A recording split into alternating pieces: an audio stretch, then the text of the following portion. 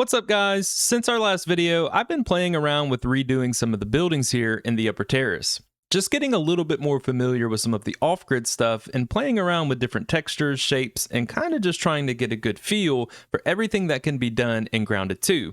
I am planning on doing a larger project soon, but for today, I kind of want to start with a little bit more of a focused project on this building here, as I think it's one of the most important builds in the entire upper terrace because of this view with the statue behind it. There are some early patterns I played around with on this one that I'm not super fond of now that I do want to try to expand and change to match some of my other patterns I've been working on in the last few videos and in between some of my videos. With that being said, let's get into it. I started by tearing down some of those old patterns that I didn't really like that I had played around with in the very early stages of this build. And honestly, if you've ever broken down anything in Grounded 2, you understand the struggle. It takes so long breaking the pieces individually, and there's bugs in the game currently that stops floating pieces from falling because they act like they're supporting each other. But I will say that this is the best way to approach doing it because I'm not rebuilding this entire building from scratch. I'm only redoing a small bite-sized piece of it. And if I were to have torn the whole base down, the whole building down, and tried to rebuild this from scratch, that's how most builders become jaded in a game like this, is they're constantly going to want to rebuild things, but rebuilding something from scratch over and over again, and every time you build something or every time you don't like something in a build, it becomes so frustrating because you're constantly trying to revitalize something and revamp something that really, it doesn't need that big of a change. It's going to take some small tweaks to make that base stand out with new patterns you've learned. And you don't have to redo the whole base every time. So think about it in smaller iterations, and that will always make this feel like a better process overall. And you can also use this as an opportunity, as I do here, to finish other builds that maybe you haven't gotten back to. So in this case, I'm extending this build out, one, to give it a little bit more depth so it's not as flat as it was, but two, I never finished the elevator top that I built in the last video. So instead of trying to come up with a new project or new way to finish that one, I extended the build over and I'm incorporating it as functionality in this one.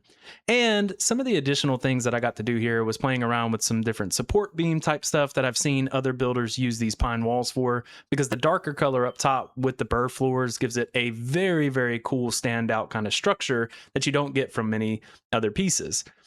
And essentially, what we're trying to do here again is we're trying to kind of play around with things we haven't done. So up here, I'm kind of playing around with the rooftops, using some staircases as I have in the past, but I also wanted to try kind of incorporating the feather roof corner pieces into it as well, because I hadn't done that yet, and there's not really a good connector for the brick corners here like you have with some of the other staircases.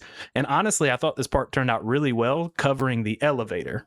And a quick flyover of what I have so far, kind of closing on this build. I really like the patterns and some of the unique details throughout, especially the extension part on the right of this build. It really kind of looks like a stables. So that way, if I, create something for my buggies down the road, I could probably use that same pattern. But the worst was to come. I started working on the rooftop, and honestly, this part took so long compared to the rest of the build.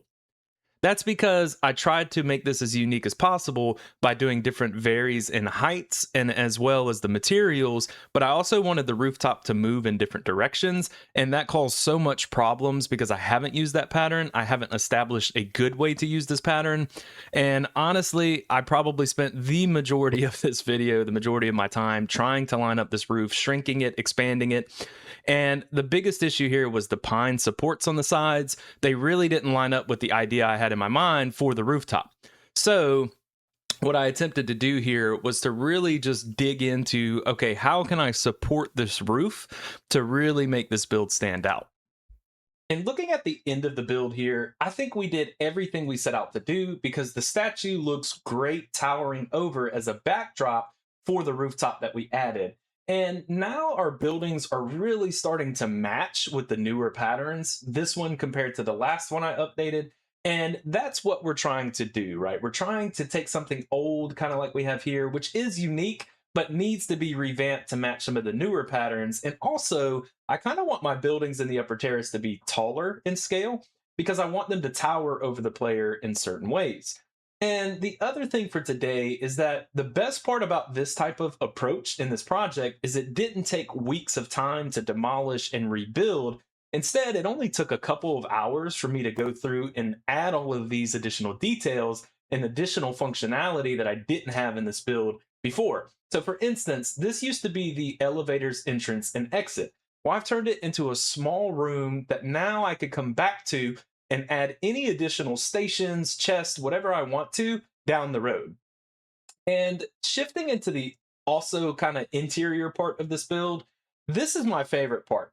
I love using the staircase roofs now because they do something that the normal roof pieces do not.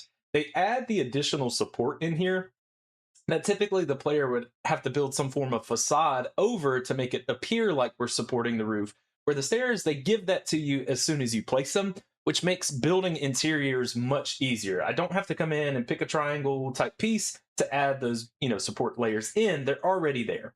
And I think the interior is actually my favorite part of this build. It turned out really well, but my favorite interior piece here is the upstairs area.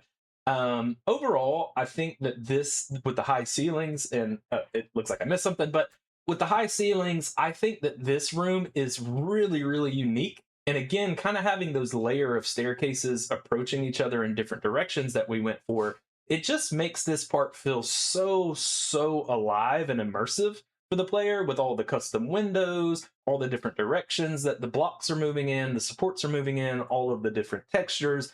Everything comes to life when you start to play around with these different ideas. So all in all, I think today's video was a success. If you like this format and you like these type of things, drop a comment below, especially if you have some form of name you think would fit this building.